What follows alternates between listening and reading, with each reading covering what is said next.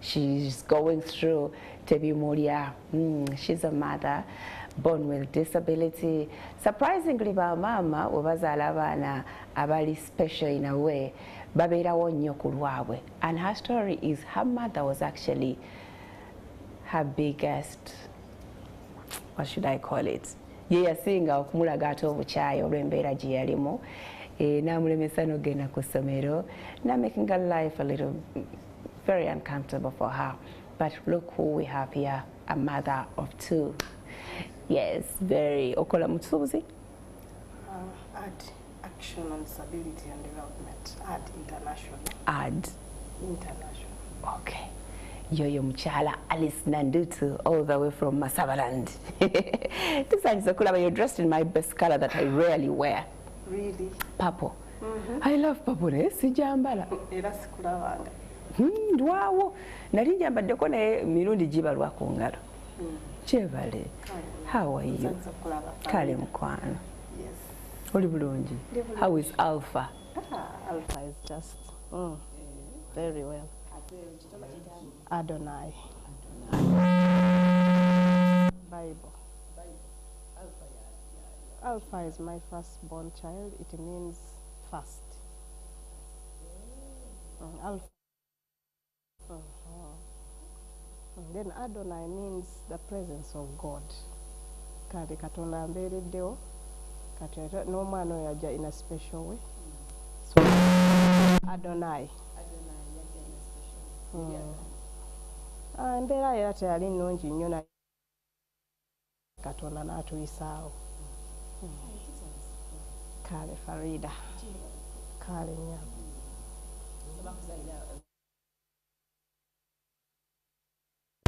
Nzaalibwa Maale.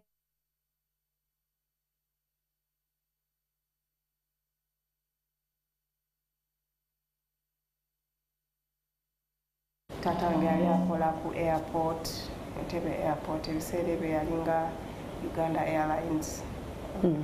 Ne maama naye yali akolayo. Nali moto, nali simanyi, all I know that bali bakoleyo bombi. Ndi mwana wa kusatu. Ku baana bameka? Ku baana abaana musanvu. Okay. So gwe wekka gwe wajja n'obulemu? Actually mu kuzaalibwa saalina bulemu. Nazaalibwa bulungi. Era n'enkulaakulaamu naye ngambibwa nti tebantwala kukola ki? Kugema. Kungema. So along the way n'endwala. N'endwala nnyo. Musajja. Kati ogenda okugamba nti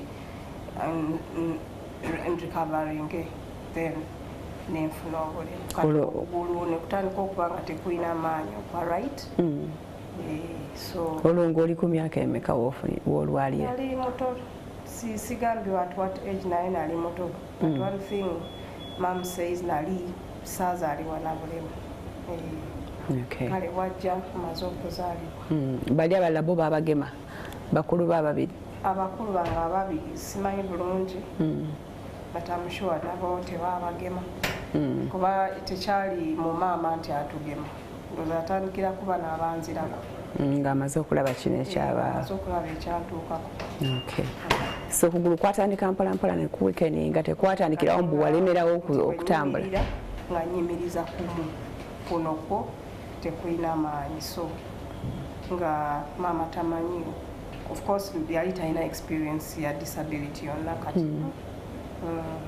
Naye agenda okulabira nga sikyatambula sitambula njagula bwavuzi nkula naye nkola ki? Oyavula. Nekiremera n'agendako mu basawo oba teyetawa nagenda mu basawo? Teyagendako. Wadde mu bayunzi koza abamu ayinza okwakanaga oba omwana okugulu kwe kulina kye kwabadde n'agezaako okugenda mu b'amagezi maganda? No, sibitegeera nnyo ebyaliwo awo. Teyakunyumiza? I don't really understand kiki ekyaliwo awo. Kyemanyi nti nagenda okutegeera obulungi nga nze njavula, then abalala abanzirako n'abakulu batambula. Okay.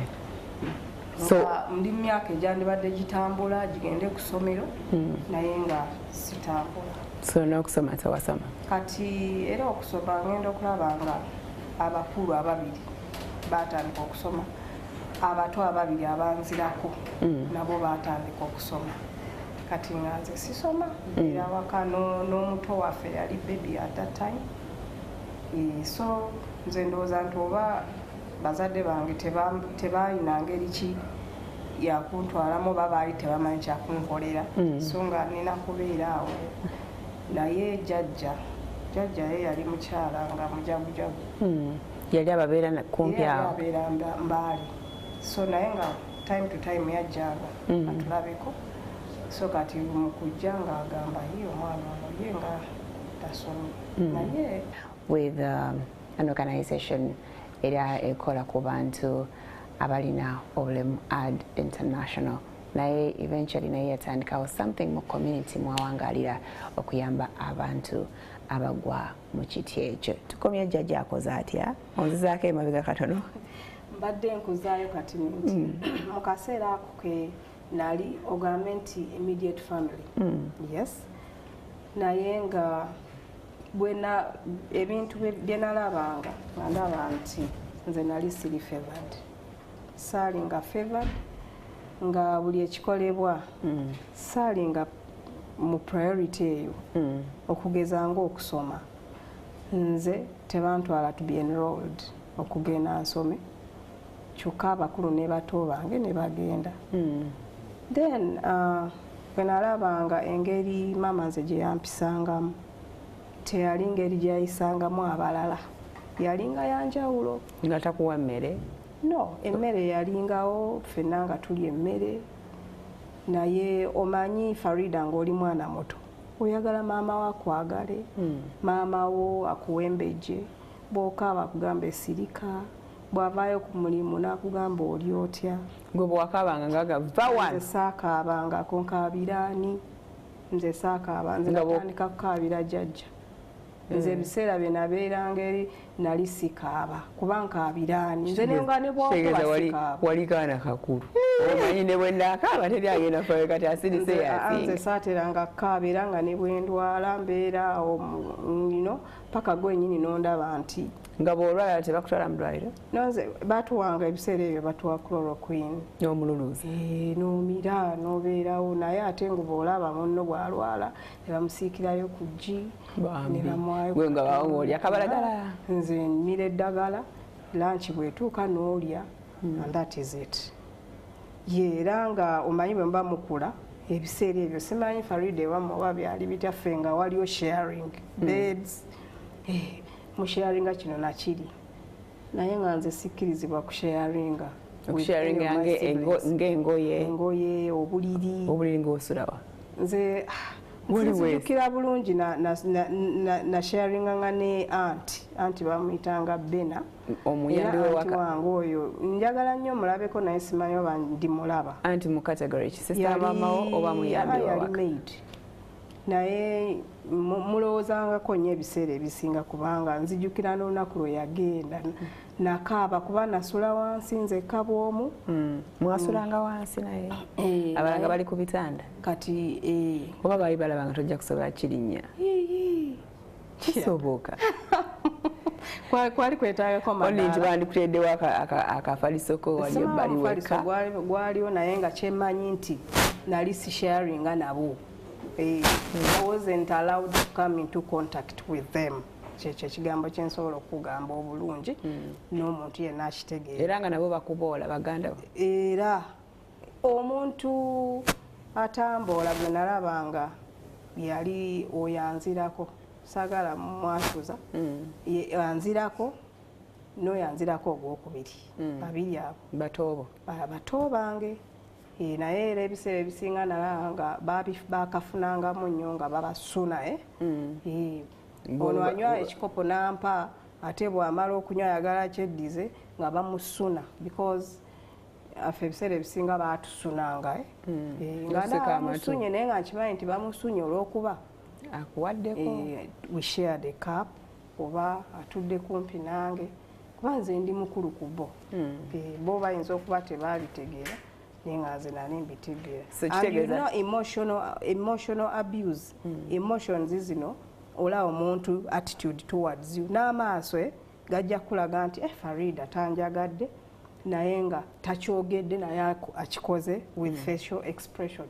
So nga maama ayinza kikozesa amaaso n'ogamba leero mpedde okitegeera.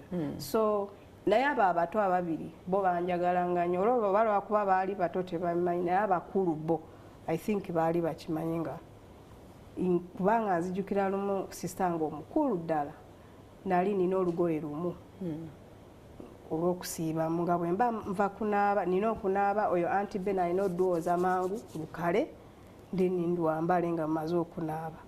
Katukola oyo sista wange yali atunaaziza yali Saturday kati ngaalaba siina lugoye lwa kukyusa kyokka luli luddugala nnyo ate lwe nnina lwokka. So n'agenda eri mu like ebigoye bikadde ajjeyo. She was creative. Bw'atungamu akasikaati n'akatunga nanyambaza of course wano waggulu nga tewali. Mama bwe yansanga mu kigoye ekyo because kyali kike kikyateyi kye ekikadde n'agamba ani amwambazizza kino ani yakimuwadde. So sister yange n'agamba mama yenze n'afunamu n'amukuba n'amusuna era ne bakinzijamu. N'obeera bwere kakati awo ndowooza ne kibatiisa to do anything in my favor kubanga bajja funamu kubanga ne sister yange gwenzirako era nzijukira lumu yansitulako tugende tusabe ku Sande era naye bwe yakomawo ne bamugamba gundi yatutte Alice ku chachi ne bamukuba ne bamusuna. Olowooza mama yali atya ki? Mama yali atya ki? Oba yali atya abantu okumanya mbu alina omwana alina obulemu waka? Well, simanyi really, simanyi sisobola kugamba ki. Naye nga baali bakukkiriza fuluma ebweru n'ozannya n'abaana ku muliraano? Nafulumanga awo wabweru katono naye okugenda mbu sijjukiranga nnyo nti twagendanga nange baba agendanga bokka ku chachi nze nsigala waka. Naye nga I don't know bateyanjagala bwagazi oba yawulira nga ali omumenya. No, ndowooza ali disappointed okufuna omwana nga nze at that time kuba yali mukyala muto mulungi. Kati lwaki abeera n'omwana oba nga nze mpaka kati neebuuza ebibuuzo bwe bityo. Akyaliyo? Mama wange gyali ate akyali mukyala w'amaanyi. Omutuuzaako awo wali omutuuzaako n'omubuuza naye maama simujjukiza nga nako era simanyi oba nabina abijjukira kuba ayinza n'ogamba oba nnimba oba ki naye. Kati mukwatagana? Bulungi nnyo. She's my mother. She was young, I think. Yalina emyaka ng'emikoloozi. Yatuzaala muto. Naye nga bwali buto. Ekintu kye nayitamu kyankosa. Kubanga nakula mpulira nga saagalwa. I'm discriminated. Wafuna obukyayi? Nafuna obukyayi. Nze nga mbeera nkaaba naye nga tewali andaba. Kati anti wange oyo lwagenda ne banteeka wansi ne neebaka nzekka. Kati sitanga ali ku kitanda nga ngamba nzije twebake naawe awo babiri. Kandi omugamba ye naye nga mu mutima nkimanyi tasobola. Kati bwe bajjako ettaala ng'ezziga litandika nga likkira nga ngamba anti Bena singa abadde wano twandyebase babiri okitegeera naye nga anti yagenze kubanga taata ye teyaliwo waka? Taata wange naye yaliwo naye taata wange simanyi kati ate neneebuuza oba taata wange binaabiraba oba tabiraba. Oba yakeeranga agenda ku mulimu? Of course ye agendanga very early n'akomayo kiro nnyo very early kiro nnyo naye n'ebirala kati ng'ebyo nga neebase nzekka. Ngamba oba lwaki teyagamba lwaki Alice yeebase yekka nga bakulu be bali waggulu ku kitanda okitegeera. Naye simubuuzangako such kind of questions. Naye taata wange mukwano gwange nja mubuuza taata lwaki bino tewabirabanga oba what was the reason. So kati twakome wali nga jjajja azze okubalabako? Jjajja teyajja mulundi gumu oba ebiri naye yajjanga ng'abuuza muze ono omwana mumutwala ddi ku ssomero muze ng'agamba maama wajja mutwala. Of course muze ye yamanyanga nti abaana buli bwatuuka okusoma mama ya taking over. But for my case nothing happened. So lwali lumu olwo naye jjajja najja n'agamba mumumpe. Olwo oli mu myaka emeka? I was around 8. omwana mumumpe agenda asome nagamba nono omukyala ajja kuba w'amaanyi mumumpe oba temumwagala. That's how she said it. Naye muzeeyi nze ngamba taata wange yali anjagala nga omwana wange muleke alina okubeera ne banne bwatyo bwe yayogeranga omwana alina okubeera nange ne banne. Oyo jjajja yali azaala ani? Yali azaala taata.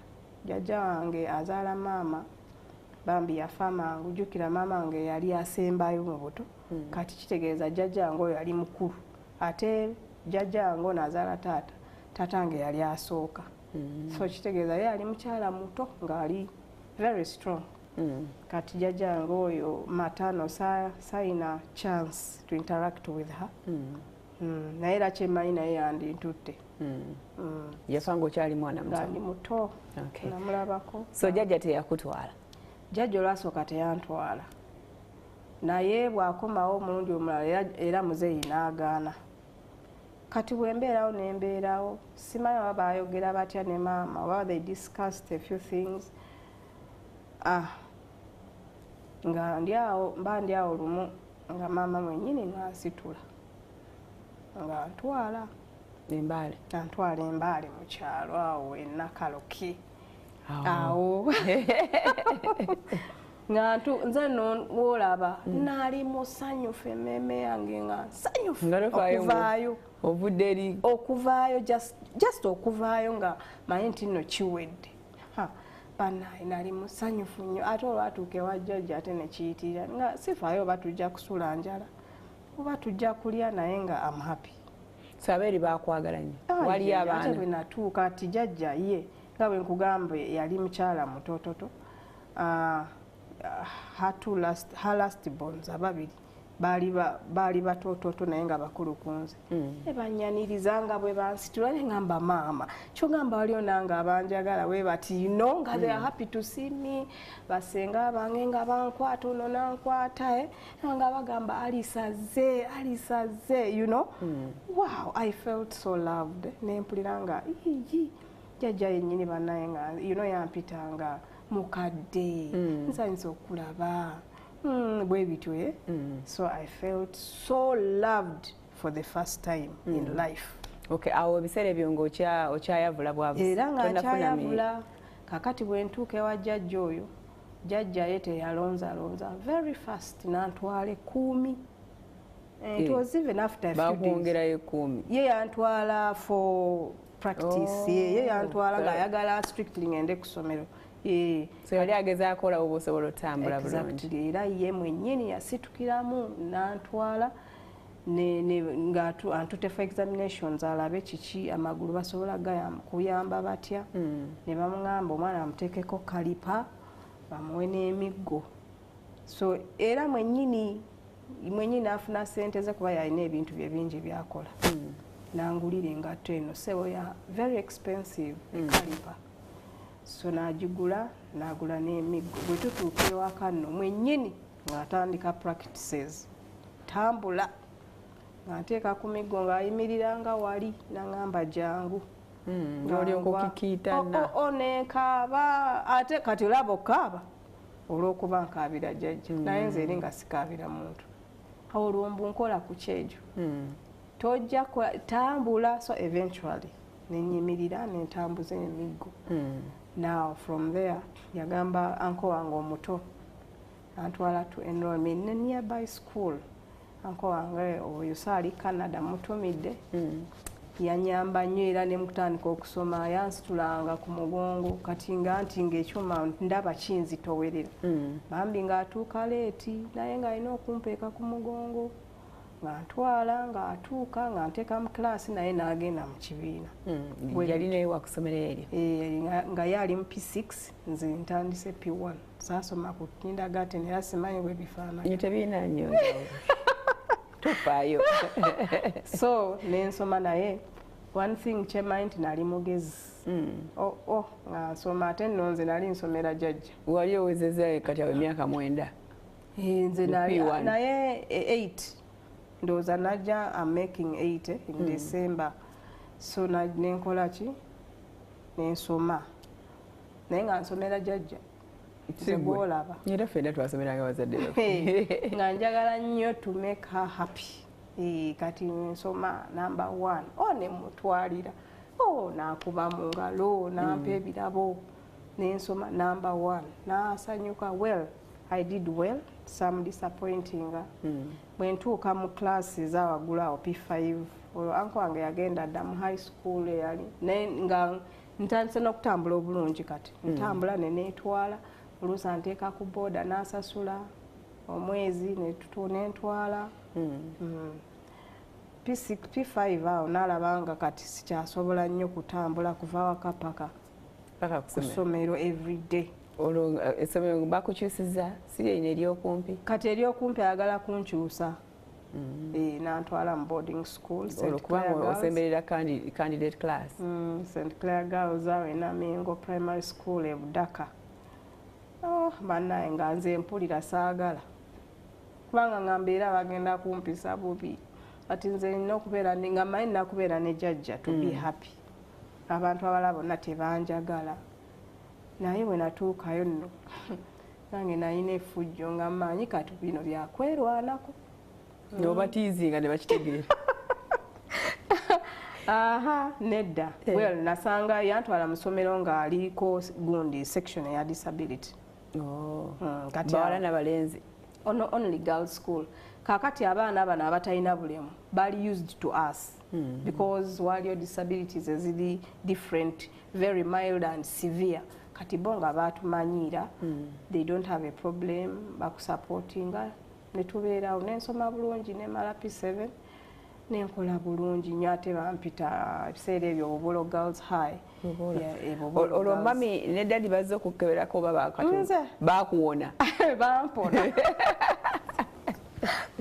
Kubanga bwe nsoma kale nzijukirako mulundi ogwo P6. Maama yali azze kulaba abo kati abakulu bange nabo muzeeyi n'abatwala Mbale SS.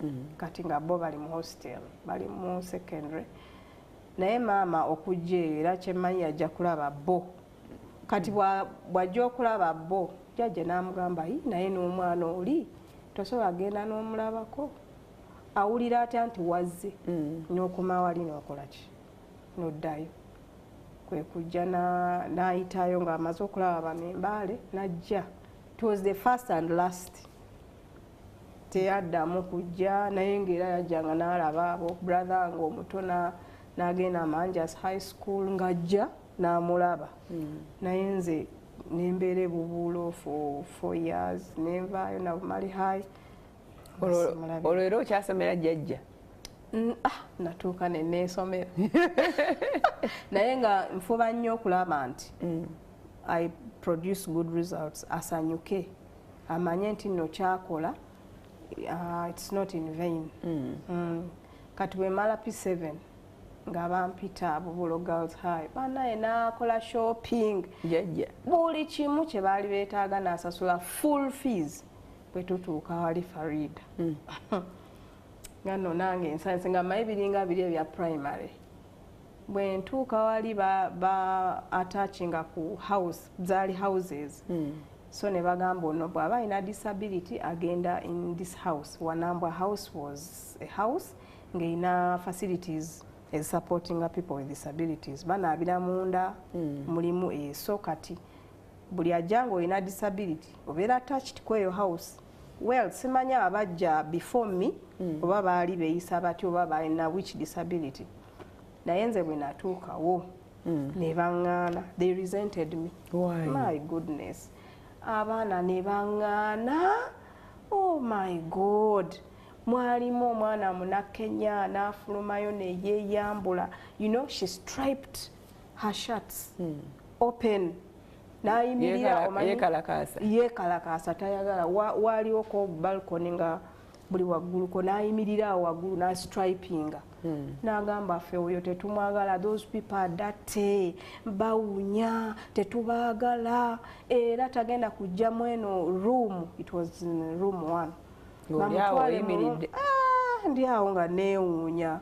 Naye newe nga seewuunya nnyo because right from my immediate home nga nalaba kati nentandika like to put things together ningamba okay well this could have been the reason why tuli bakyafu tuwunya we are not deserving kyolaba people don't like us naye nga neewuunya lwaki omukadde ono anjagala and she makes sure anti I'm clean, I'm happy, I'm smart. Kati nga nkyalowooza ebyo ezziga lijja ngenda omutunulako nga naye ezziga livuddeyo. Oh my God. I was heartbroken. Nengamba kati ensi yange ekoze eki because she's my strength. Kakati akaabye ate nga mukazi mugumu nenkaaba nnyo. Olwo abasomesa baliwa? Abasomesa tebaali, twali tubaleseeyo because between the boarding and the administration waliko wala. It was a distance. Tewali metron? We don't have metrons. Twali attached to a teacher nga asulawo naye teacher oyo bonna nga bwe nkugambye baali eri ku administration naye mukuwulira abaana nga bawoga naye balaba abaana ne bakuŋŋaana. Well, nali seerabako kyanjawulo nnyo nzize nyambadde skirt ne light blue blouse ze batugamba. I'm clean nanaabye nga nvudde ewaka n'ensenya bulungi kubanga omukadde nga bw'oba tonaabye n'osenya ku makya kuba. So ne bagaana ne mbatu no omanyi I have a very sharp brain. Buli omu nga ninga ali omu kuba akafaananyi nga bwe nteeka wano nga ono aŋŋaanye. Uno naye tanjagala tebanjagala nebagaana nebagalawo. Well, others are saying you leave the girl. Abasinga bagamba tetwagala bawunya. So ne bambulira story afterwards nti waliyo omu yali ali wheelchair nga tasobola kukozesa miggo kati nga ava mu wheelchair n'ayavula paka mu kinaabiro n'atuula n'anaaba. Navao nga yavula n'ayavula n'agenda. So now in such a way ndowooza baamwenyinyalanga kati ndowooza ne bagamba oluddako we don't want babatwala ewalala baba bateekawo be bamanyi. So eventually baakokkereza. So era kati one of the girls n'adduka n'agenda n'ayita deputy. Omusajja teacher oyo may he rest in peace yafa najja n'agamba whoever doesn't want this girl get out. Gwe fuluma yalina okusigala. Buli omu oba wulira nga ye tomwagala mu room gwe fuluma okole ki? Ne batandika okukkakana mpola mpola omukomu kakati ate it is worse nti we yali estripinze nga ngenda kusula wansi. Yasule waggulu. Wakufukira ekiro. Yasitula. Eyafuluma. Yasitula n'abijjako nanga yetasobola. Kati n'agenda mu dormitory endala. Mwalimu anti twali tu reportinga. Mwalimu empty beds. Kati nga bw'ogamba nti avudde ku end eno n'agenda in the extreme end up n'asitula omufaliso gwe n'ebintu byena. I cannot. N'agenda eri in the extreme end. Ne mutunuulira nga simuggyako maaso. Naye kati jjajja ne mugamba naye jjajja before nga sinakuyinga ne mugamba jjajja tuddeyo wano sijja kusobola even bayinza n'okunyiga ekiro wano tebanjagala tuddeyo nze kasa nasomye kopi 7 kimala kankome wano fiizi zaffe ne gurabu waffe yenna bweyagatuddeyo naye akanzireyo jjajja kati omanye after that n'agamba no nze nakugamba olina okusoma nja kujja nkulabe guma gwe sirika busirisi genda nja kujja. So nanyingiza bulungi nanjalira obuliri natereeza ebintu byange. Jjajja olugenda bw'ati natandikirawo amaziga. Oh my God nenga leero banzise neebaka mu buliri neebaka nenkaaba neŋŋamba leero okukya ku makya nfudde nja kuba nfudde kuba bajja kujjako ettaala bajje banyigire wano oba bajja kunsuula ebweru. Jjajja n'agenda nembeera nga nsirise nga nina ennaku nnyingi. So whenever anything could happen to me I recall neŋŋamba okay that is why mom did this. Mom didn't like me. So eventually you made friends? So many. Nze tomanyi ojja kumanya. Kale the following morning ngenda okulaba jjajja ntuuseeko. Yasula tegwattateredde? Yasula bambi nga ntuuseeko abaana bagenza assembly naye nsigadde mu buli ngamba kati ntandikirawa okufuluma simanyi na class yange gyeri naye nga ndi awo mbaza nfulume ngendewa naye nga nkaaba ate omanyi nkaaba jjajja nali ndi awo jjajja gwenkaaba ng'ayingiddewo yali yerabidde akadomola kange ak'amazzi ng'aleese akadomola aleese n'ebyokulya najja nagamba Alice togenze laba bano nagamba tofaayo era ssebo n'afuluma n'abuuza class yange gyeri wali otidde buti okyali mu maziga nga ntidde nga ngamba kati bwe n'afuluma ntya ntidde ne bamugamba S1 basomera wali era n'antwala mu klaasi yali andeetedde oba mandaazi n'antuuza bulungi n'agamba soma bulungi tofaayo ojja kuba mukazi w'amaanyi teweeralikira nja kukomawo neera enkya kati nensanyuka nemanya nenkya ajja kukomawo teyadda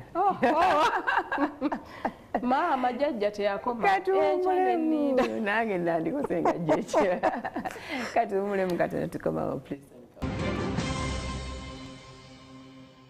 Thank you for keeping it MWASUZE MUTYA. Tukyali ne Alice Nandutu emboozi ye gye tukyatambuza. So jjajja bw'atajja n'omanya kati now I have to stand mbeerewo the entire time.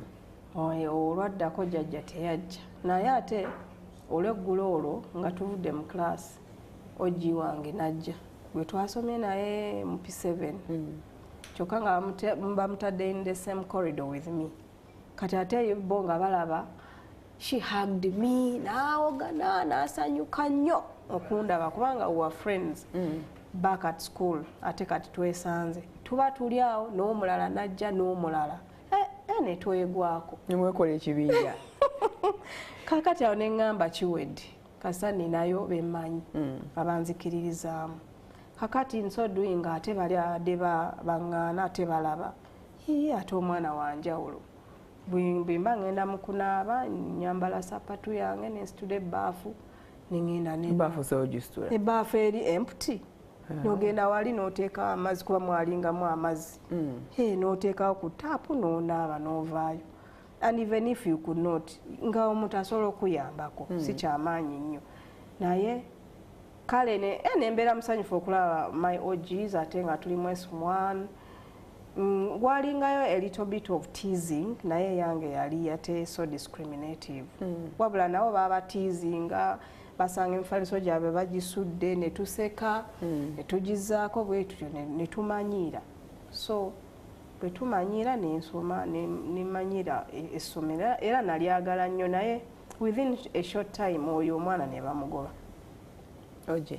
oyo n'abalala oyo bamugoba kubanga every end of the month batukeberanga pregnancy tests ebiwe bityo nebasanga ali lubuto bamusanga nga ali lubuto taata wajja muyisa mutte biki kati era oba yaddawa naye tetwadda musaddamu mulaba simanyi gyali naye kyemmanyi nti God in his own way yamutwitira so even after bweyava okumpi ku kitanda ekyo era yasigala akwisaamu amaaso. I don't remember yampisaamu amaaso naye ate yatandika okuntya nga ntya ngaalaba engeri how others treat me bampisa bulungi era yantya teyansemberera yaliyo kaseera katono ne bamugoba kati banaabalala bajjanga bakola apologies lumu najja nensanga apology letter wansi w'eppiro yange ng'omu akoze apology sorry for what I did nakikoze out of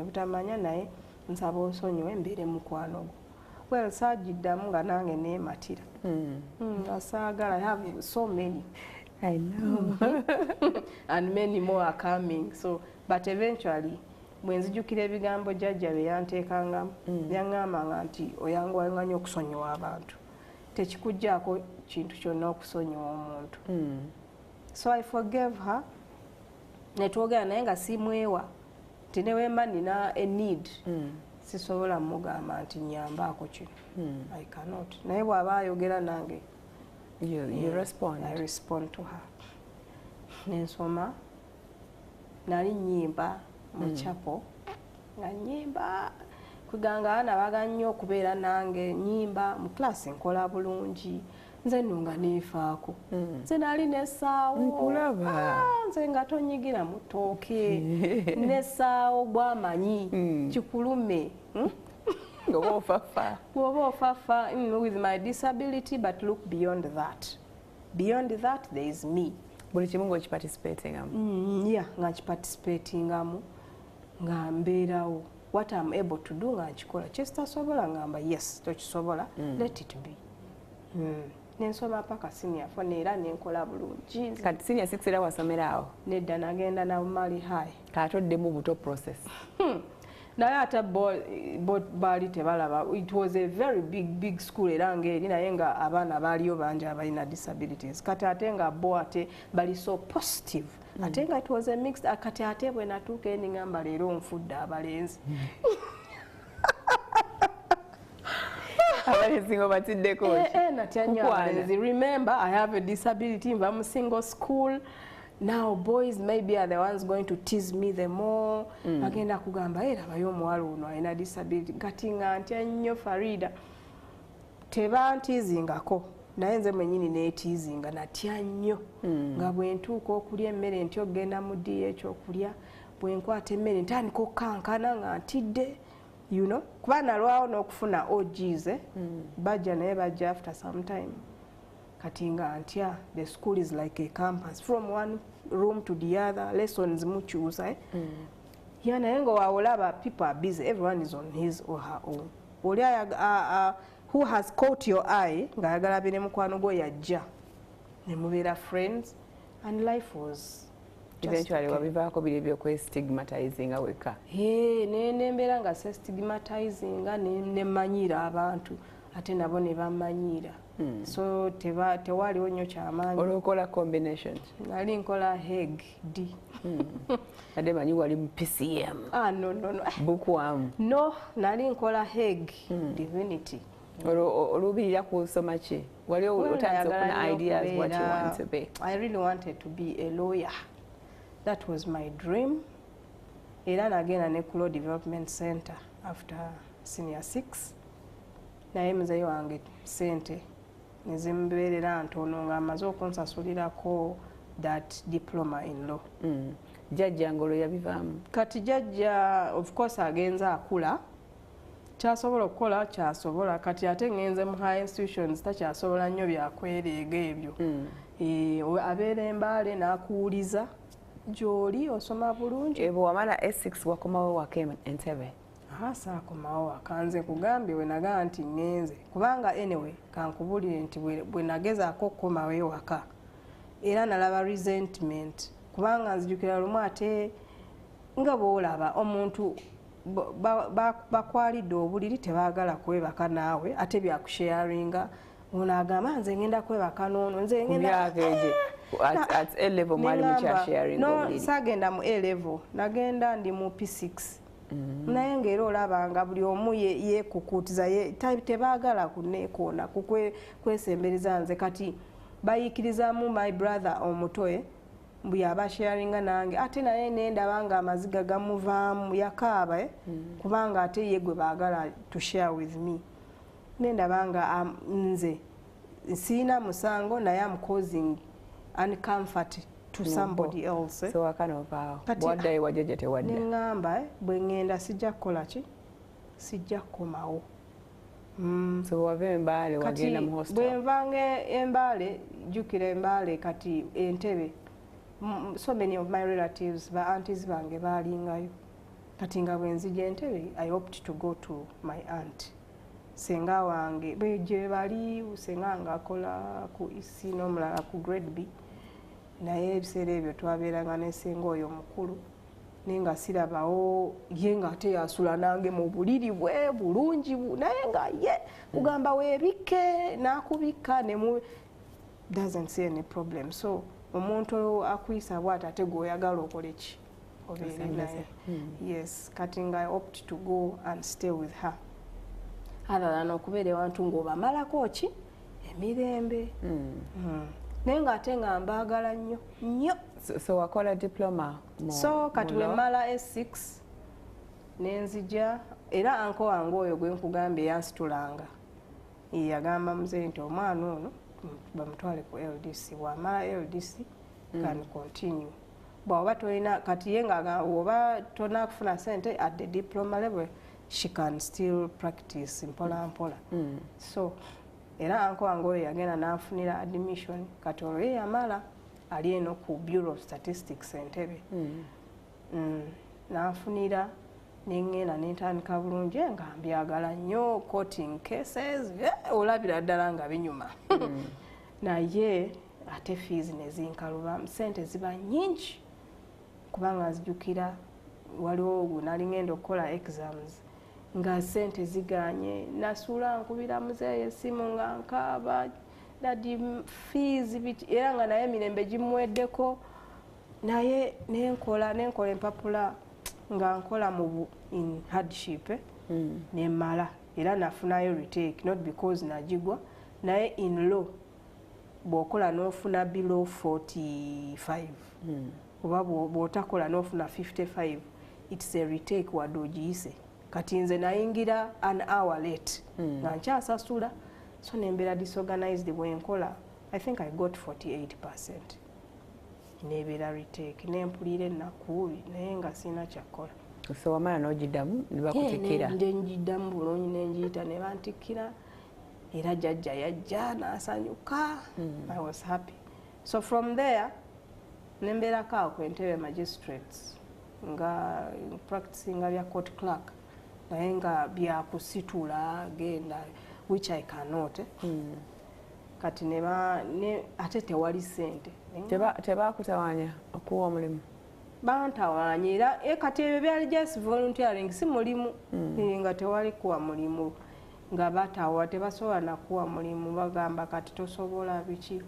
nendaba nga byakumalira budde nengamba kanzireyo embaale wa jjajja she's always my solution kati bwenzirayo nembeera naye nengamba kati jjajja namala nasoma naye kati bigenda kubeera nagamba tofaayo mukama ajja tutemera ekkubo nali ndi awo lumu ng'ajja ye nga bw'atambula yagenda okugwa ku office za disability Embaale ne bamugamba waliwo scholarships eziriwo bali mu kuwa abaana a girl with disability agenda asome najja n'asanyuka banna nagamba enkyayambala tugende olwo mugenda ku applyinga tugende ku office bandabe bwentuukayo ne batuwa forms naye nga course gye bakuwa strictly bakuwa ya myaka 3 ate nga courses ezo ziri ku KIU kati ne bangamba genda okole IT since it is hands on kolayo ate ya myaka 3 ogimale when you do law yeetaaga 4 years ate ogw'okunoona azijjawa omala ogenda ebirala so nengamba it's fine ne applyinga ne bampa kati nga bampa full bursary naye hostel n'ebirala tebakuwa kati ate ng'ebyo nabyo byetaagisa ate nga naye I was happy nengamba kubanga nayagala nnyo okutikirwa degree eriya le diploma yali ekunyumidde naga degree ngenda gishema ningenda 3 years nga nsoma naye it was very hard kakati awolaako enninye nalinnyanga ate bo bamadaala nalinnyanga nga nzukka 11 notandika okulinnya amadaala ku ssaawa emu paka ssaawa ezi 2 floor yakumeka 3rd floor so ssaawa nnamba ng'oli ku madaala olinnya nga nninnya nendyoka ntuuya nempulanga n'omutima gwagala kwabika nengamba mukama malako 1 or 3 years I don't know if I'll be able to kati nga nsangawo the outgoing minister for disability nemugamba yigo obadde wano emyaka gyonna well for you are able to access but didn't you know that at some point abalala ngaffe tuyinza okujja ng'ate ng'olina kukolawo some advocacy kati nze ne apply nga to be minister for disability nkola campaign ne bampa akalulu nempitawo nogaa mujja kumpulira mulina tuterawo so nasanga they are erecting a new building nembagamba kakati mundaba I have a right to access naye nina challenge and I'm sure abalala bagenda kujja nga nze so naffe mututeerewo oko ebitusobozesa okubeera comfortable So on that building ne bateekako ramps, very comfortable ramps, era ne batushiftinga in my second year ne batutwala ku eyo building twagiyitanga new building. So baba shiftinga because of you? Oh, because of me. Ne bagamba kati computer science badde eri. Kati nga tulinnya bweba waliwo classes endala twazikoleranga wansi first floor, endala nga tuli bangi nnyo you go up but on the ramp. Yes, so nendaba nga that was an achievement. Era in my third year omulala najja ate nga yeekala ali even in a worse state than me. Kati ate nga naye azze kukola computer science, so nekibeera bit easy nga bamurolingira ku wheelchair naye on the ramp. Okay. Simana okosako ogira nokosako kati wheelchair. Era nkozesa wheelchair especially ku mirimu nga ndi ku mirimu bwentyo. It rolls me around the premises. Oluusi we mangenze mu field I carry my wheelchair okunsobozesa. Naye mbadde manyi wano muyinawo ka wheelchair which rolls people around. Male nga ojja neeyo. Kalina kubeera ku station nga bwola nti bw'otuuka ku ddwaliro atasobola kutambula bamuteeka mu wheelchair. Ku hotels nga Africana waliyo wheelchair.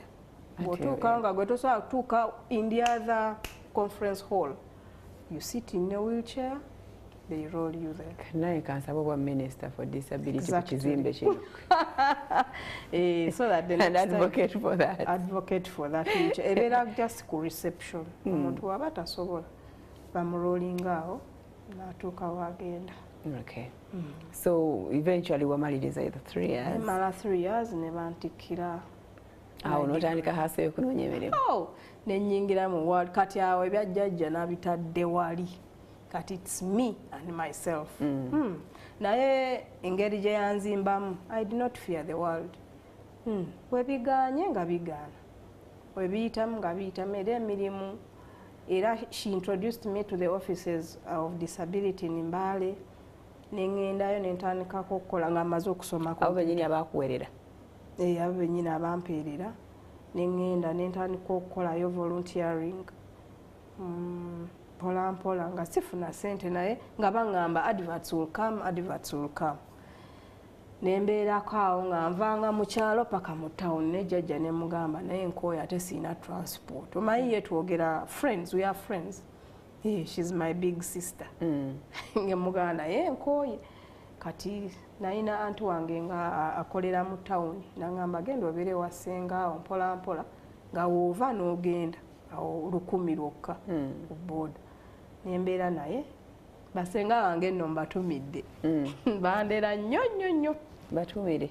Mbatumira bonna. Ate bataata? Ne bataata bange mbatumira naye muzeeyi wange ali awo e Nakaloke, he is retired now, ye yaddayo e Mbale. Muzeeyi taata akuzaalira ddala? Yaretiringa n'addayo e Mbale. Ne maama? Maama naye yaretiringa ali awo e Lugazi. Maama naye mwagala nnyo by the way. Yes. Maama ne mukwatagana? Tukwatagana bulungi nnyo. Well, the one thing is that bwe mala nze okusoma n'embitegeera nze mba mmanyi nti maama one yalina ignorance about disability. Teyalina muntu amuyambako okumuwabula nti this is how you should go about with this child, the special child, a child with special needs bw'olina omukwata. Ate jjajja yani yali naye kati ate nze neewuunya ate jjajja. Jjajja ye yali. Ko jjajja yali weri Nakaloke. Maama nga waawana entebe ku kisaawe. You think she's more exposed than exactly, and maybe she could ask and be guided. Naye, well, jjajja ye yalina an exceptional heart. Kyensobola okugamba. Kuba ate ne bwantwala era nze gwe yayagalanga ennyo because of my special need. Kati era nga n'abalala bakwatibwa obujja nga balowooza jjajja ayagala nnyo nze. Naye nga because of the special kubanga jjajja yavanga n'eringala balinnya emiyembe balinkulenga ate Alice mumuwaddeko mwe mukulya naye Alice mumuwaddeko ate nno nze nga sisaba. Oba oyagala ng'ompa. Lwaki bwagambye wali bwematira? Nze nali neematira naye nga mmanyi abantu kati bw'oba omanyi nti omuntu takwagala. I don't dwell on people who don't like me. I don't. Nze nkulekanga bw'oli. Ate so bw'oba onjagala nkufiirako. Nga bw'ofiira ku jjajja? nga mufiirako nange nga anything good era nga nange ngamba jjajja tafunye. Okay, so wavaayo eri ku office gyewali okola gyewali volunteering? No, then they advertised emirimu ne gijja ne applying okubeera field agent. Ndowooza ondaba genda otambule. Ndowooza n'abaala ne bakutunulira ne bagamba kati ndowooza tunoonyaako ntondo. Nnyo ne mbagamba nze munveeko, just give me the job. I'll find my way out. You want results? Just leave it to me. Nye nga weesize eki? Myself, amaanyi gange. Ate mobility. Okutambula, yes. Nga nze nange simanyi how I'm going to do it. Ngenga owulira agala kalimu. I want a job. Really, I want a job nti at the end of the day nfuneyo ku sente. Mpeeko jjajja. Okay, bali bagala muntu. Bali bagala, actually they wanted 4. With or without, they want 4 field agents. Nyenga ekitongole kyali kya disability. Naye nga priority era bw'oba olina disability ng'osobola, they give you. Nenkola interviews nenziyita kati neŋŋamba kati otandikira wa weeseetinge. So like bampadde buli omu baali bamukwasaganya sub county. Kati ne bampa sub county. The good thing bampa sub county which is flat area, si ya mu nsozi. Nengenda era agenda nempangisa eyo. We see you from town. Nga naye nange wabula siggwayo. Watuka ntomanyi wotandikira? Simanyi yo, simanyi wentandikira, but I must go there. You were supposed to work every day. You go and you form groups of persons with disabilities. When you form them, train them into savings and credit. After training them in those areas, support them in their savings, saving.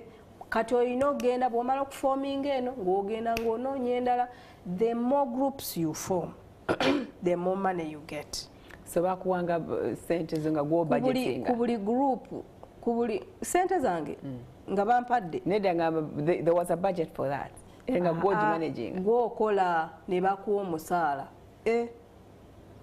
Gw'ogenda okole bw'oleeta groups 2 ogumanya ezo sente bweziti. Sineerabidde ne sente ze nga bw'oba tolese group teri okitegeera. So it was a commission thing, no salary. That one was just a commission.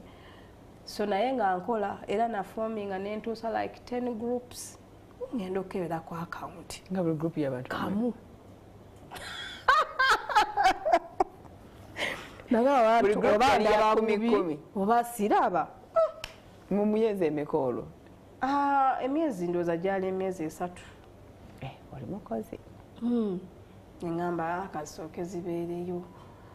Nenkola, but again, you know, I'm lively. Ne bwe nkusanga nga onyiiza oba I try to make you, what is the problem? We can share with me.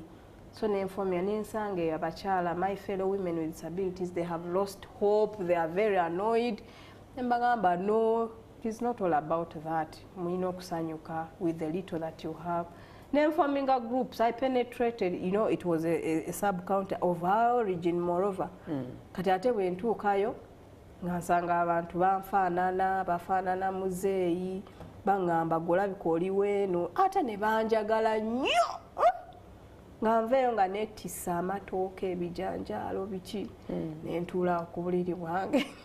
Ng'osula mu karumu ko kamu? W'onaabira okola ki? Naye nga bwe nkugambye nasobolanga okufuluma. Ne nsitula kati ng'akadomola kano nga nsitula ne nkatwala mu kinaabiro. Ne ngiwa ku bbaafu ne naaba ne nkomawo naye nga sifumba. Siina maanyi gafumba. Kasita nfulayo ssente ngenda wali ne ndya. Ng'omugagga bw'aba. Ng'omugagga bw'aba. Ne nkomawo ne neebaka nayagalanga nnyo music oyo nga nteekako nga kati enkya ngenda wa. Just alone in my house. Nga nsobola okusiimula naye nga nali muyonjo nnyo kyewuunyiza. So omulimu ogwo nengukola naye people actually wondered kubanga mu bantu bonna twali like 6 field agents. I was the only person. Then our boss yalina disability naye yali simbi nnyo. Kati nange naye nga ffe abagenda mu field nze nali naye nga nange I compete with them ate nga nkola bulungi. Kakati ogwo omulimu ayo contract neggwa bw'eba ewedde nga I contest to be a youth representative ku Uganda National Action on Disability wane Kanyanya. Nga nzijjanga n'ebyudde gwalina omudidi ogenda okuteeka ssente mu kampi nga nayiseewo dda ate katugende tuwummulemu naye bwe bakuba akalulu wawangula nawangula. Congratulations. We're taking the last break, please don't go away.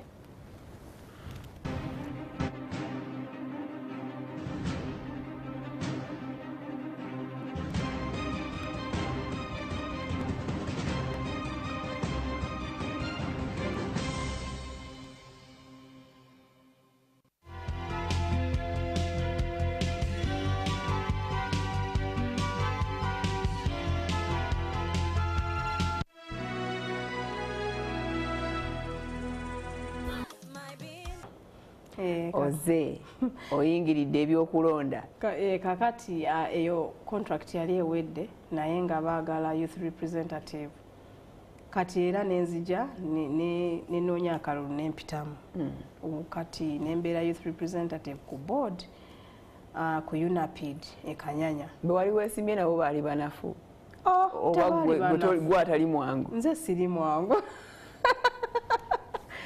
olwo bakubisa kakodyo ki? Well, era I had friends nalina emikwano abanyambako netunoonya akalulu era nenjogera n'abantu n'obalaga nti yo with them bwe bityo. So wempitamu nentuula ku board mbuuza wagituulako for how long? 2 days. nze Farida noonya era twali awo nga tuli mu board meeting nga batukubako ebipapula nga mulimu adverts z'emirimu. Bakigenderera? Tebakigenderera. Zali newspapers? Twali tuli mu board meeting kati batubuulira nti they are recruiting. They are recruiting staff in the field. Kyokka nga ate Mbale baagalayo project assistant. Ngamba okay. Nze bya board nkyali muto. Nga negamba kati. Nga wakamalako bbanga ki? I think I finished like 6 months. Wagezaako? Nze nkyali muto ku bya board bigira bibeera kati awo negamba nga bwe mbiyitamu kagende wali nkole ssente. Olwamala nga ebyo board bya buli lunaku gituulako? Si ya buli lunaku naye ate tosobola kubeera board member ng'oli staff mwe the same organization. You choose one. So nengamba nze ngenda ku resign. Bino bikubbowa oba akasente kabyo katono compared to the well akasente kaba katono ate si kya bulijjo. Babayita buyisi like ne quarter. Mujjanga abagagga. Abagagga ne babasuza ne babaliisa ne babawa pa DM ne muyisa ebiteeso ne mugenda until after then tomanyi ddi. Naye nze nali njagala okukola and of course to gain more experience kubanga nali muto nga nkyayagala okukola n'okuyiga ebintu ebirala experience. So nenzijjamu akantu nenkola application bulungi nentereza CV biki bwe mala ogiteekayo buli omu kati Idi n'agamba gwe Alice kikyate ngamba nze Idi nze nga bwondaba njagala mulimu so nkyali muto nagamba you're right. So nenkola interviews bwenzimala nemugana naye omanyi mala kuyita interviews ndyoke resigning nagamba it's okay. Bwenkola interviews nenziyita nempandika resignation nenjitwalira chairperson of the board. Nebakkiriza project ya myaka 4 nenkola nenzirayo Embale era byakuforminga groups nga luli kakati bino era byalimu formation of groups naye ate bino byali bya otuula mu office n'okola ebirala tebyali nnyo byaku. You were a supervisor kind of supervisor ate nga nfuna monthly. Nenkola ne well I really progressed awo enfunira ne alpha. Kati nsobola okulabira alpha. Sooka ombuulire byali bitya abasajja abazi. balabanga ne bagamba ngo tetukuleka ng'oyimiridde. Saakuyisiza eyo nayo story mpabula kuba kale obudde bugenze naye. Obudde gw'obupima gwoweereze wange. First of all nze nali ntya abasajja. Bakola ki? Nali mbatya buti nga mmanyi ojja tebajja kwagala. Tebajja kunjagala. You know, ne bwajja ajja kuba alimba, ajja kuba, you know, and the way Jajja ya protected me a lot. Nagamba tayagala like to rape me. And indeed yankuuma bulungi. Kubanga kuke ayusa akubuliddeko nti I escaped rape. Era naye takimanyi bw'abandaba. I escaped it kuba nali njagala nnyo n'okwebaka. Lumu yaŋŋamba nti gwe weebaka nnyo lumu ojja nakwebakira omwana ng'amanyi n'okujja naggula amadinisa empewo naye nga nze mulaga neebase kasita wooli nze kaneebake kati naŋŋamba gwe lumu ojja kwebakira omwana ne mugamba Jajja sisobola. So lumu nali neebakkiriza tulina lecture ya afternoon. So my roommate yagenze yakumakya nnyo. Kati ono omulenzi yannoonyanga nnyo from the day I joined. Ne mugamba nice azze wano kwebyo nzize kusoma. Those things can come later. Kati oba ye yalaba my friend going ye najja. Tewasibawo. Kati ye yazaayo buzza teyasibawo n'ayingira. Najja natandika okuŋŋamba Alice nkwagadde ebbanga lingi lwaki ne mugamba nedda kati jjukira I'm sleeping neebase I'm in a night dress. Najja n'atuula ku buliri bwange n'atandika like ayagala kumbikkula neneekwata nno nsaba Saala Mukama nnyamba Jajja wange ajja kuŋŋamba bino bye byakutwala ku ssomero laba. Nensaba kati neneekwata nali ntunudde ku kisenge neneekwata bwe nti nagamba no njagala you know we are here alone biki ne mugamba no. Kakati there is a lady who told us something. Twali mu semina y'abayouth nagamba omuntu waba ayagala okukwata n'amaanyi you first of all show him that you're yielding. But in that time you're buying time. Ngakugamba nti obeera nga akkiriza naye nga tomanya what is going to happen. Help may come in. Ne mugamba kale erindako ngenda kukkiriza naye erindako tonkwata n'amaanyi let me be. Ebi yali ayagala kiggweeraawo. Nanta kati bwanta ne mugamba naye olaba otya kati bwe tuba tuli wano ne batusanga lwaki kanzigaleyo yaggalawo jjukira yayingira n'aboltinga. Kati ne mugamba lwaki tetukipulaninga bulungi olw'eggulo nga nze nvudde mu lecture. Ndaba some hotel there eri nearby. Nja kukuumira olw'eggulo bulungi na peaceful time tujja nakusulayo since tomorrow is a weekend. Nanta ngamba otyo nagamba but are you sure? Ne mugamba very sure. I'm going to come. Naye kati wano ojja kuba okyeyambula omuntu ajje kakati olaba tuswala anaaye kati nakkiriza bulungi aba akyakkiriza era omuntu yakonkona my friend ngaze kusaba paasa agenda agolola olugoye tugefe tugenda afternoon kati ngenda olaba olugi mugamba come in kumba ono ya boltins olugi negamba kati olaba nagenda naggulawo yenna mu buswavu naye kuzamba had come for a book where is Rahima biki n'afuluma n'agenda ne munyuza nti no omponyeza abadde ayagala kunkwata n'amaanyi. Since that time oli afubutukayo nange nfubutukayo ne naaba nenzigalayo olugi naye nga nyambadde kati wembaale oyo musimatuka kati oyo ye abana b'embaale abo bazibu yaleta manifesto. Taking time bulungi nnyo si bya force nandaga omukwano nandaga nti ali responsible bulungi and it took some time.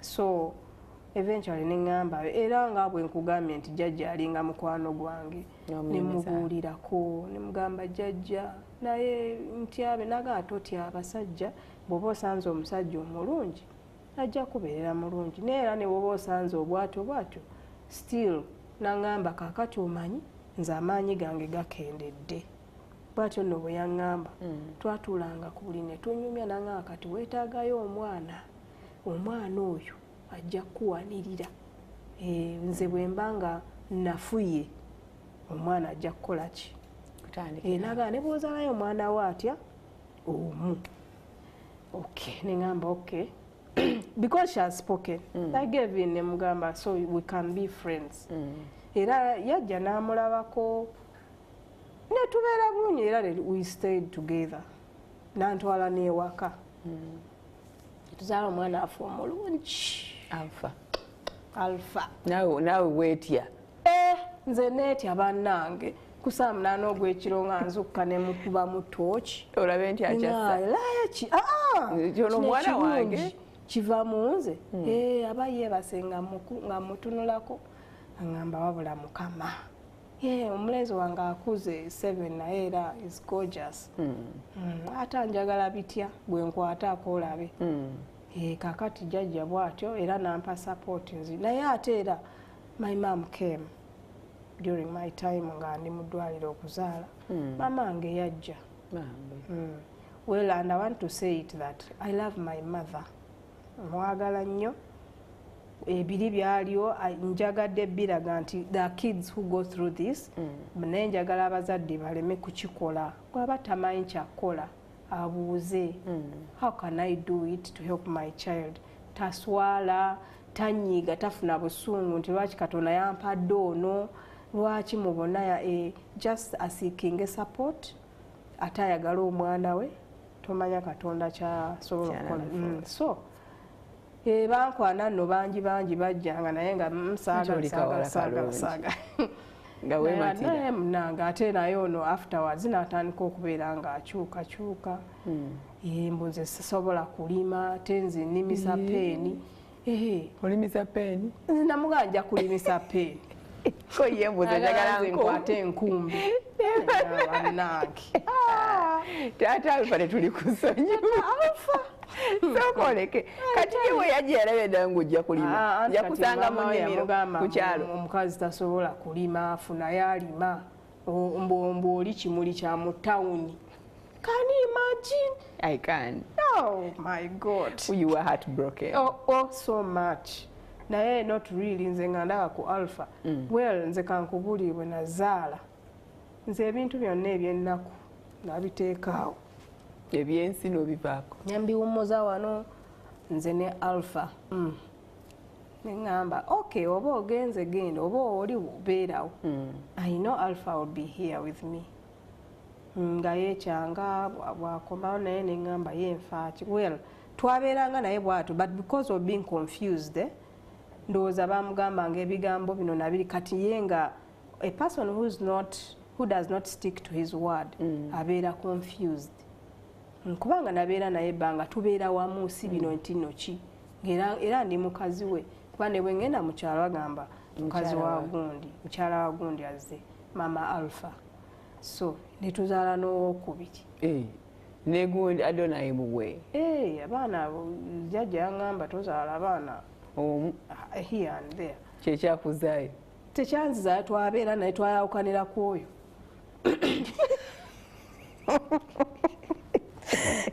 nakugamba nnyabo teyaŋŋamba ze namugamba actually ye teyandekaawo like teyakera ku makya nankyawo oba ki naye nga bwe nkugambye bw'oba tonjagala siraba lwaki nkwesibako nnyo kiri awo ngeri atandise okukola obuntu obukusumasima nga ndaba ebyakola nze tebinsanyusa naye nga abalabirira bulungi yatulabirirako n'atulabirirako kati n'atuuka ekiseera ng'ate takyatulabirira naye ng'ogenda olanga ekiroziizo saawa meka ng'aguddewo ng'agamba nzize neŋŋamba gwe no eno siroogi no so I decided neŋŋamba since God has given me children of the same man I can move on. What else? Well, amala n'agamba komawo nsonyiwa biki because for him yali tali decided ku kyayagala ndowooza nga bwe yafuna actually sijja kubuuza yafuna nti agenda okulima alime kati ayagala gwogere wa kibuga nga naye ate talima ng'ate nze nasobolanga okulimisa peeni nempeereza ssente emmere neekola ki naye ate olina okulima n'enkumbi ne peni tabisobola byonna so nalabanga to be with me would have been better. So nagezaako okudda nga we moved on. Nga tebikyali so good. You know when someone breaks your heart tosobola mwagala nga bw'omwagala luli. Kati bwe bakumanya omutima noddayo wa jjajja n'omukabira. Jjajja was my resting place. Era nga ngenda nga nkaaba nga ngamba weemenya ki kasita abaana oyina. That is okay. Mukama yakuyamba n'ovangayo mu theatre nga muli babiri. Tewalekayo oli oba ye teyakulekaayo. So embuto tezakutawaanya. Embuto munange Mukama naye w'amaanyi. Embuto zange tezakulanga nnyo ate lwagendanga okuzitowa ng'emyezi nagyo giweddeyo like on the 7th and 8th. Naye nga zino ennaku emyezi egisooka nga neekolera ebyange ate let me tell you field work nga ngenda uyo ku boda lumu ne ngamba haba lumu omwana wange ajja kuvaamu naye ne ngamba Mukama nga nkwata ku lubuto buli ku makya nze I name them before they come ngamba gwe Alpha tuula tugenda kunoonya ssente owulidde ng'olaba yeekyusa nga ngamuteekayo nga mutambula until nengenda ne bamugjamu nenkomawo ewaka. Well nga bwe nkugambye Mukama yanyambanga nga mbeera ne insurance. Ngenda mu ddwaliro eriri very okay insured nenzaala omwana wange nenvaayo. So kati ogwo omulimu project neggwako. After that ne wajjawo a 2 years project with Site Savers International nenkolako. Nabo b'Embaale. Nayo yali based in Mbale. That is when I now came for ADD International like as an administrator. So gwe tosanze nnyo buzibu kufuna mirimu? Obuzibu sibusanze naye ate emirimu okusookera ddala gyambeerera mizibu. Kati kino nkikola nga nfunye experience. Ate ng'okikolera mu banno? Mu bannange. Because I tried getting a job like at the local government. Nga tebisoboka. Era ng'oyagala ku represent no nga yafuna mulimu mu local government kubeera staff. Naye atejjukira era naliko kansala ku district local government. And representing abantu for 5 years from 2016 to 2021. Mbale district. So nzize nkola kubanga I've been told every opportunity when it comes you grab it. Is it? So what has been your biggest challenge through your journey? Ey'obulamu? Era journey ebadde journey yasookera ku like life growing up with disability was not easy. Naye n'okufuna emirimu egyo tekyali kyangu. It was not easy until that time. Ate n'okukola emirimu egyo nga bw'oba tolina toli resilient. Omaliridde. Tosobola oyinza okkeera ku makya amagulu. You know with polio sometimes when it's cold ng'owulira nga enams zikuluma naye nga nobody can understand. Oyina ogenda okole ate nga in most cases tubadde tukolera we work with organizations. Ate Mbale oluusi emanyi okuba cold. Very cold throughout. Ng'olina you just need to press on. Kati ng'obeera oli mu bulumi naye nga tolina kyakola. No, you just have to move on like that. Challenge eyo no challenge ngisanze ne mu bantu. People discriminate us kakubulire. Lwakuba ffe abali empowered era olaba omuntu nga ali negative gwe n'obeera positive. Bw'obeera positive naye eventually n'agamba yenfa ki kubanga era tandiiko ne mba simuliiko naye tandiiko. And I normally tell my fellow women omuntu aba takuliiko naye tomubeerako muleke. So okugulu kwo kwali affected kwonna kuviira ddala eno? Okugulu kwali affected kwonna kuva mu kisambi paka wansi. Tekuwulira, tekulina kyekukola? Kuwulira nno, kuwulira bulungi naye like tekwekomandinga tekwetambuza. Kati ate kuno kwali kunnyamba naye ekiseera kyatuuka kubanga natuulanga nnyo bwe nabeeranga ewaka entebe nga sizanya nnyo mbeera ntudde ate nali evivi nerikola ki nerimaliriza nga teryefunya eriwa kuno okwandibadde nga kwe kunyamba nekumpa support. So lino teryefunya neriri teryefunya? Kino kyefunya bwe mba ndi waka nzija mu kalipa nentambuza butambuza. Kalipa bagisiba ne bagisiba mu vivi negisiba nawano to support it to be firm on the ground.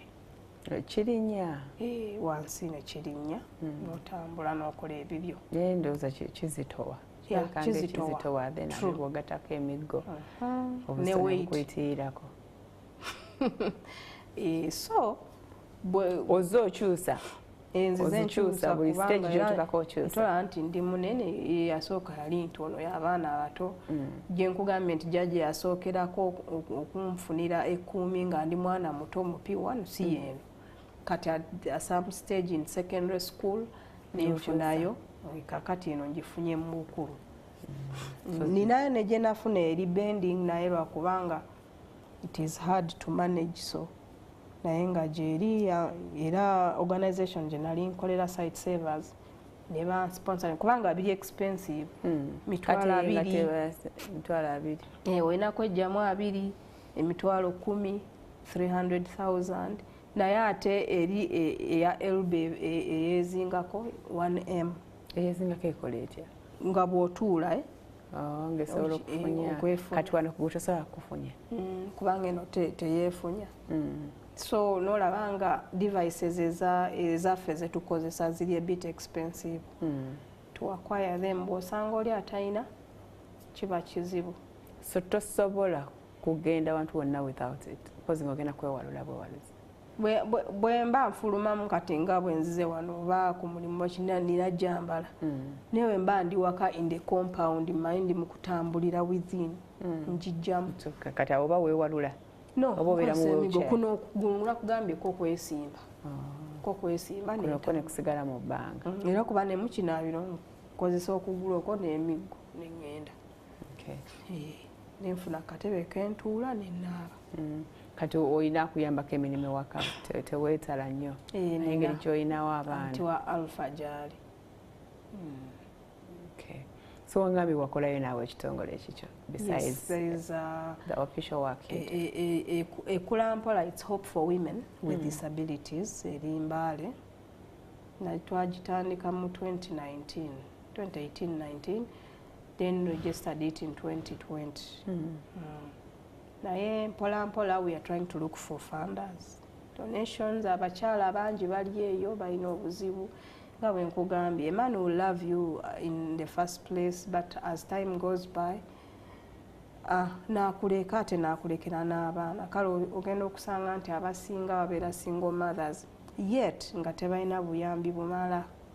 Kati kitongole ekyo tuyambako mpola omwana n'omuwayo ekitabo mwana we waba asasula fees ntono oba mutwalo we want to do that mwana asome kubanga ate abaana baffe nawo they suffer the effect of disability.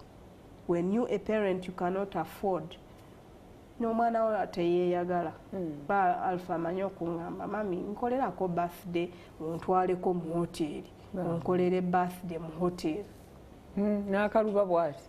Yes, kuba ayagala ebirungi nomugamba no I will do it for you. Nagamba okay. So nga if you were with the father nemutetenkanya osobola okukolera omwana if not oba osobola kimukolera. So they suffer that effect. Nina bangi bensanga yagamba maama kati ono yakoma mwezi 4 tasobola kweyongerayo kuba siina buyambi naye naawe nolaba nga ate naawe nayo own challenges. So we come together to have a unified voice. Tulabanga if we can have donations, good Samaritans who can donate to the women with disabilities and the children. Nabo bafuneko kye basobola okukozesa babeerewo omwana afune ekitabo afune uniform. During this time of December tuba twagala tufuneyo obugoye ne tugabirako abaana abo. Nabo ne babeera bulungi. Ezo ennaku enkulu tulinamu we are not religious nti obeeno kati ennaku weziba za Christmas weziba za Eid ne tulabayo abo abasiraamu ne tubawa if they are able to celebrate. This is what we are going towards. Abaana baffe twagala nabo tubatwaleko out like ne tubafunira olunaku mwena ne mukuŋŋaana na family zammwe ne beeyagalako ne balaba the outside world kumbe things are good like this. But most of all twagala ekizibu kyabwe ekisinga obukulu is mirimu kufuna kyakukola anti kati nga bwe nkugambye with disability bw'oba tolina muzadde ng'ali resilient ng'afaayo abantu abasinga mu myaka gyange tebasoma bulungi tebasoma kakati abeeyagala omweyo like 100,000 akole income generation atunda amanda akole ki afune ezibiki abasinga baba tebasoma tebalina mpapula ate n'oba nga wasoma okufuna omulimu is very hard by the way. It's hard so nekibeera nga kitubeerera kizibu nnyo naye nga twagala ogamba Farida abaami baffe bagambeko baleme tukyawa olaba bakyawa basobola okulima n'enkumbi ne bwe baba batukyaye abaana baabwe baleme kukola ki kubakyawirako abaana babawe let them give their children kati alpha tebakyawuliza ddali takyawereza alpha tebakyawuliziganya era naye takyawereza buyambi so tobaweka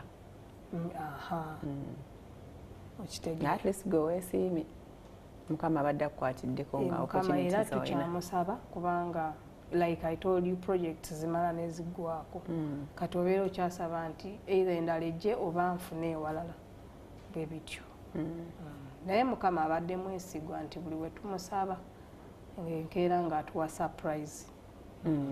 Kiki osinga okumesinga kyogamba nti singa saayina mbeera eno gye nkuliddemu kino kyo singa ndi wala oba singa nnakituukako singa ndi wala oba singa nakituukako kino kyo kyandimponye. Well simanyi maybe with or without disability naye nayagala nnyo okwambala kadaali. Kadaali ajja laba nnono ajja nayagala nnyo bankuba embaga kubanga buli omu aŋŋamba yo beautiful kati nga ŋŋamba singa mbeera mu kadaali nnyinza okunyuma bannange. Ako kasonga katono nnyo kawedde dda bintu bingi but with my disability nze kyemmanyi nti nno byonna bye nandyagadde nandibituuseeko only that maybe it is just a little bit delayed naye nga kyemmanyi nti nandibadde mbituukako or maybe nze njagala nnyo okuzina dance nandibadde nzina kuba ndaba alpha zina n'oteekako oluyimba n'azina ne nga singa kati mbadde nsobola twandizinye babiri wano kuba alina anti we gwazina naye amwagala nnyo anti we Roda bazina naye kati amwagala nnyo so I feel that if I was able to dance I would regularly dance kubanga nze mmanyi n'okuyimba nayimbirayo jjajja akayimba ne nkatwala mu studio katuweemu kapera tuvaawo wano tuyimbire yimbiramu jjajja kwali ku TV jjajja ndowooza kwali muyimbiremu tuve wano ke tuba tumusiibuza jjajja wange oyo wel nakayimba mu lugisu simanyi oba Farida omanyi nze mmanyi olugisu amahuwa akayimba kaali kagamba nti actually kagamba nti ebindu birayi mushibala ni husima abandu balayi ni nabo basimibwa nese ninase shalero lehansime umundu mutwera uwabao hulwase ibindu bikali byesiniye ahola nenisinolere kamani kewe nkategedde kwebale jjajja abantu abalungi basiimibwa didididi wanyala kuhuwaninda is what webale kunkuuma. Thank you so much. Thank you Alice. Wakamu akayimba nakamuwa era yali so happy lwakuba njagalayo omuntu ansponsoring a video nga mulimu embi ne jjajja tuli ne jjajja tunaletingemu story eyo gye twava kale. Thank you so much. God bless you and may you have the kadali that you want. Inshallah. Amen. Thank you. All right. That's the beginning of our week. We'll see you again tomorrow, Wednesday, Thursday, and Friday. God bless you. Bye-bye.